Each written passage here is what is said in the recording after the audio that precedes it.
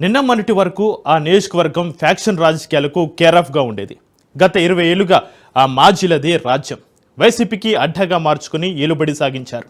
వారి హయాంలో ఎలా ఉండేదంటే ఒకానొక టైంలో టీడీపీ అభ్యర్థి ఇక్కడకు రావడానికి ముందుకు రాని పరిస్థితి ఉండేదట. వైసీపీకి జై కొట్టలేదని తమ నాయకుడిని దారుణంగా హత్య చేశారని టీడీపీ పెద్దోళ్లు గగ్గోలు పెట్టారు. అయినా పట్టించుకునే నాథుడే కనిపించలేదు. జగన్ ప్రభుత్వంలో వారు చెప్పిందే వేదం, చేసిందే చట్టం. అన్నదమ్ముల రాజ్యం నడిచింది. ప్రత్యర్థులపై అరాచకం సృష్టించారు. వరుసగా 4 సార్లు ఎమ్మెల్యేగా గెలిచిన నేత ప్రస్తుతం నియోజకవర్గం వదిలి పరారయ్యారు. 2024 ఎన్నికల ఫలితాలు వెలువడ్డాయో లేదో రాష్ట్రం దాటి పరుగులు పెట్టారు. దీంతో అక్కడ పరిస్థితి 2024 ఎన్నికలకు ముందు ఒక లెక్క, ఎన్నికల తర్వాత మరో లెక్క అన్నట్లుగా కొత్త రాజకీయం మొదలైంది. అయితే ముందుంది ముసలా పండగ అన్నట్లుగా అసలు టిస్ట్ బయటపడంతో అంతా అయోమయం, గందరగోళం అన్నట్లుగా తయారైంది అక్కడ. ఇంతకు ఏది ఆ నియోజకవర్గం? కొత్త రాజకీయం ఎలా జరుగుతోంది? ఈ స్టోరీ చూడండి. పల్నాడు ప్రాంతంలో మాచర్ల నియోజకవర్గం ఫ్యాక్షన్ రాజకీయాలకు పెట్టింది పేరు.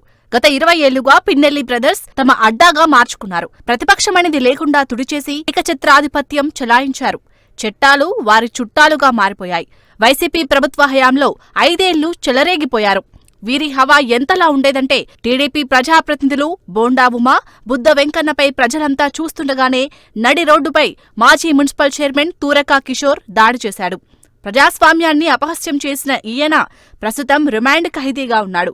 ప్రశాంతంగా ప్రజాస్వామ్యం ఆస్వాదించాలనుకున్న మాచర్ల నియోజకవర్గం ప్రజలు ఆధిపత్య దాడులను సహించలేకపోయారు. అరాచకాలకు చెక్ పెట్టే నాయకుడు ఎవరా అని కళ్ళు కాయలు కాసేలా ఎదురుచూశారు. ఇలాంటి సమయంలో టీడీపీ అధిష్టానం జూలకంటి బ్రహ్మానందరెడ్డిని రంగంలోకి దించింది. ప్రజల్లో నమ్మకం, ధైర్యం కలిగించేలా భరోసా కల్పించింది. జూలకంటి బ్రహ్మానందరెడ్డి కూడా ఒకప్పుడు ఫ్యాక్షన్ రాజకీయాల్లో చక్రం తిప్పిన అనుభవం ఉన్న లీడరే. ఆయన తల్లి దుర్గాంబ, తండ్రి నాగిరెడ్డి మాజీ ఎమ్మెల్యేలు. రాజకీయ కుటుంబ నేపథ్యం ఉండడంతో టీడీపీ పెద్దల భరోసాతో పిన్నెల్లి బ్రదర్స్ అరాచకాలకు విసిగిపోయిన ప్రజలు జూలకంటి బ్రహ్మానందరెడ్డిని భారీ మెజార్టీతో గెలిపించారు. ఎన్నికల ప్రచారం సందర్భంగా టీడీపీ అభ్యర్థిగా బరిలో నిలిచిన జూలకంటి బ్రహ్మానందరెడ్డి అనేక హామీలిచ్చారు.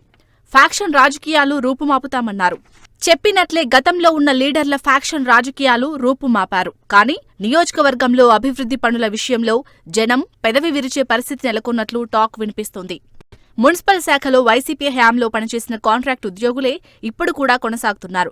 పార్టీ కోసం కష్టపడిన తెలుగు తమ్ముళ్లు అరాచకాలకు ఎదురించి నిలబడి పోరాడినందున ఆ ఉద్యోగాలు మాకు ఇప్పించండి సారు అని మొరపెట్టుకుంటున్నారు. అయితే ఎన్నిసార్లు మొరపెట్టుకున్నా తమకు న్యాయం జరగడం లేదని నిరాశతో బాధపడుతున్నారు. ఏ పనికి వెళ్లాలన్నా తెలుగు తమ్ముళ్లతో పాటు జనసేన కార్యకర్తలు భయపడిపోతున్నారు. పనికోసం వెళ్తే బండ బూతులు తిడుతున్నారని సొంత పార్టీ కార్యకర్తలు అసంతృప్తి వ్యక్తం చేస్తున్నట్లు పార్టీ వర్గాల్లో ప్రచారం జరుగుతుంది. ఉమ్మడి జిల్లాలో మాచర్ల అతిపెద్ద నియోజకవర్గం. మొత్తం 2.5 లక్షల మంది ఓటర్లు ఉంటారు. 5 మండలాలు ఉన్నాయి. మాచర్ల టౌన్లో 31 వార్డులు, మాచర్ల రూరల్ ప్రాంతం, వెల్దుర్తి మండలం, రెంటచింతల, దుర్గి, కారంపూడి మండలాలు ఉన్నాయి. టీడీపీకి కంచుకోటగా ఉన్న దుర్గి, కారంపూడి, మాచర్ల టౌన్ కూడా అభివృద్ధికి నోచుకోవడం లేదని జనంతో పాటు సొంత పార్టీ కార్యకర్తలు సైతం అసంతృప్తిని వ్యక్తం చేస్తున్నారు. మాచర్ల నియోజకవర్గంలో నిజమైన తెలుగుదేశం పార్టీ కార్యకర్తలను పట్టించుకునే వారే లేరన్న టాక్ బలంగా వినిపిస్తుంది.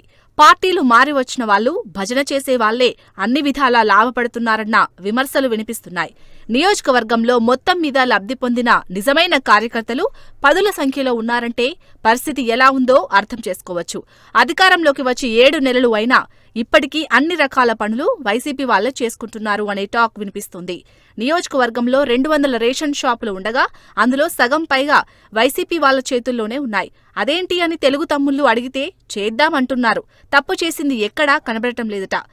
రేషన్ షాపుల కోసం టీడీపీ కార్యకర్తలు 2 వర్గాలుగా చీలిపోయి ఘర్షణలు పడే స్థాయికి చేరింది. తెలుగు తమ్ముళ్ల కీచులాటలు, గలాటలు రోజురోజుకు ఎక్కువవుతుండడం వల్ల పార్టీ పరువు బజారున పడే పరిస్థితి వస్తుందన్నా పట్టించుకునే నాదుడే లేడు. ఘర్షణలు వాపే విషయాన్ని కూడా పట్టించుకోవడం లేదంటే నియోజకవర్గంలో పరిస్థితి ఎలా ఉందో అర్థం చేసుకోవడంలో ప్రభుత్వం మారిపోగానే ప్రభుత్వ ఆఫీసులో అవుట్సోర్సింగ్ ఉద్యోగులను మార్చడం సర్వసాధారణం. కానీ ఇప్పటికీ వైసీపీ వాళ్లే కొనసాగుతున్నారని తెలుగు తమ్ముళ్లు అసహనం వ్యక్తం చేస్తున్నారు. టీడీపీ అధికారంలోకి రావడంతో కొంతమంది వైసీపీకి చెందిన వారు ఎలాగైనా మా ఉద్యోగాలు పోతాయని ముందే గుర్తించి ఉద్యోగాలకు గుడ్ బై చెప్పి వెళ్లిపోయారు. ఖాళీ అయిన ఆ ఉద్యోగాల్లో టీడీపీ వారికి అవకాశం కల్పిస్తారని ఆశపడ్డారు. ఏం జరిగిందో గాని మళ్లీ వైసీపీ వారినే పిలిపించుకున్నారట. అవుట్ సోర్సింగ్ ఉద్యోగాలు మాకు ఇప్పించమని టీడీపీ కార్యకర్తలు అడిగి విసుగు చెందారు. ఎన్నికల సమయంలో పార్టీ మారి వచ్చిన వారికే ప్రాధాన్యత ఇచ్చారనే విమర్శలు అక్కడక్కడా వినిపిస్తున్నాయి. అదేమని అడిగితే వాళ్లు కూడా మన పార్టీలోనే ఉన్నారుగా అంటున్నారు. 30 ఏళ్లుగా పార్టీ మారకుండా తెలుగుదేశం పార్టీ కోసం కష్టపడ్డ మాకు న్యాయం చేయకుండా పార్టీ మారి లాభపడే వాళ్లకే అన్ని రకాల లాభం చేకూరుస్తున్నారని వాపోతున్న పరిస్థితి కనిపిస్తుంది. ఇటీవల కారంపూడికి చెందిన ఉన్నం అనురాధ అనే ఒక మహిళా నాయకురాలు ఇదే విషయాన్ని సోషల్ మీడియా వేదికగా షేర్ చేస్తే ఆగమేఘాలపై స్పందించి ఆమెని వెంటనే సస్పెండ్ చేయడం పార్టీ వర్గాల్లో దుమారం రేపింది. పార్టీ కోసం కష్టపడిన మహిళా నాయకురాలి సస్పెండ్ను రాష్ట్ర వ్యాప్తంగా ఎంతో మంది టీడీపీ కార్యకర్తలు విభేదించారు. అక్రమ వ్యాపారాలను ఒప్పుకోను అని చెప్పే ఎమ్మెల్యే బ్రహ్మానందరెడ్డి నియోజకవర్గంలో జరిగే ఏ ఒక్క అక్రమ వ్యాపారాన్ని ఆపే ప్రయత్నం చేయట్లేదని పార్టీ వర్గాల్లో గుసగుసలు వినిపిస్తున్నాయి. గత ప్రభుత్వంలో మాదిరిగానే మాచర్లలో అన్ని రకాల అక్రమ వ్యాపారాలు జరుగుతున్నాయన్న విమర్శలు మొదలయ్యాయి. Gutka, matka, cricket betting, ration mafia ఇలా అన్ని వ్యాపారాలు యథాతథంగా జరిగిపోతున్నా ఎమ్మెల్యే చోద్యం చూస్తున్నారే తప్ప ఆపే ప్రయత్నం చేయడం లేదన్న గుసగుసలు వినిపిస్తున్నాయి. మైకు పట్టుకున్న ప్రతిసారి గత ప్రభుత్వంలో లాగా నేను అక్రమాలను పోషించును అని చెప్పే నాయకుడు ఆచరణలో చేస్తుంది మాత్రం శూన్యమని సొంత పార్టీ వారే పెదవి విరుస్తున్నారు. పార్టీలోని ద్వితీయ శ్రేణి నాయకుల మధ్య ఆధిపత్య ఘర్షణలు జరుగుతున్నా ఆపే ప్రయత్నాలు ఎక్కడా కనిపించడం లేదు. అధికారంలోకి వచ్చినప్పటి నుండి కొంతమంది టీడీపీ నాయకులు మాచర్ల పట్టణంలో అరాచకం సృష్టి వ్యాపారం బాగా సాగే టీ స్టాల్స్, హోటల్స్, టిఫిన్ సెంటర్లు నడవాలంటే తమకు నెల మామూళ్లు ఇవ్వాలని లేదంటే ఖాళీ చేయాలని హల్చల్ చేశారు. ప్రభుత్వం మారడంతో పైవారి అండ ఉందేమోననుకుని కొంతమంది ఎంతో కొంత ముట్టజెప్పి సైలెంట్గా వ్యాపారాలు చేసుకుంటున్నారు. మామూలు ఇవ్వని వారి షాపులపై దాడులు చేసి మోయించడం సంచలనం సృష్టించింది. బాధితులు వెంటనే ఎమ్మెల్యే వద్దకు వెళ్లి చెప్పుకున్నా ఫలితం లేక కొన్నాళ్ల పాటు వ్యాపారాలు మూసేశారు. కొత్త ప్రభుత్వం వచ్చాక పీడబ్ల్యూ కాలనీలోని ప్రభుత్వ క్వార్టర్స్లో నివాసముంటున్న వారిని ఖాళీ చేయమని బెదిరిస్తున్నారు. ఎమ్మెల్యే మమ్మల్ని ఈ క్వార్టర్ తీసుకోమన్నారు అంటూ భయభ్రాంతులకు గురిచేస్తున్నారు. తమ్ముళ్ల అరాచకం చూసి కొంతమంది భయపడి ఖాళీ చేసి వెళ్లిపోయారు. ఖాళీ చేయని వారి ఇళ్లపై అర్ధరాత్రి పూట రాళ్లు వేయడం, కరెంట్ కట్ చేయడం, తాగునీటి సరఫరా బంద్ చేయడం వంటి అరాచకాలకు దిగుతున్నారట. కొంతమంది ఎమ్మెల్యే దగ్గరకు వెళ్లి చెప్పుకున్నా మా వాళ్లకి కావాలి ఖాళీ చేసేయండని అంటున్నారట. దీంతో తమను కాపాడేవారే లేరని డిసైడ్ చేసుకుని గత్యంతరం లేక ఖాళీ చేస్తున్నారు. ఎన్నో ఏళ్లుగా నివాసముంటున్న వారిని ఇలా ఖాళీ చేయించడం ఏంటి? గత ప్రభుత్వంలో సైతం ఎప్పుడూ ఇటువంటివి జరగలేదని బాధితులు వాపోతున్నారు. నాగార్జున సాగర్లోని పీడబ్ల్యూడీ క్వార్టర్స్ పరిస్థితి కూడా అలాగే తయారైంది.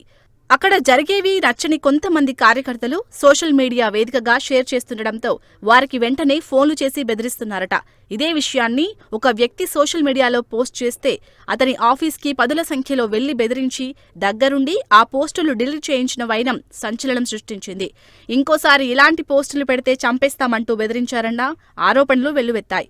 ఏది ఏమైనా మాచర్ల ఎమ్మెల్యే జలకంటి బ్రహ్మానందరెడ్డి తీరు మార్చుకోకపోతే ప్రజలే కాదు కార్యకర్తలు సైతం తిరగబడే అవకాశం ఉందని ఆఫ్ ది రికార్డ్ టాక్. కూటమి కార్యకర్తలకే న్యాయం చేయని ఎమ్మెల్యే ప్రజలకు ఇచ్చిన హామీలు ఎంతవరకు నెరవేరుతాయన్నది $1 మిలియన్ ప్రశ్నగా మారిందని గుసగుసలాడుతున్నారు. జనంలో అసంతృప్తి పెరగకముందే అధిష్టానం స్పందిస్తుందా? దిద్దుబాటు చర్యలు మొదలు పెడుతుందా? వేచి చూద్దాం.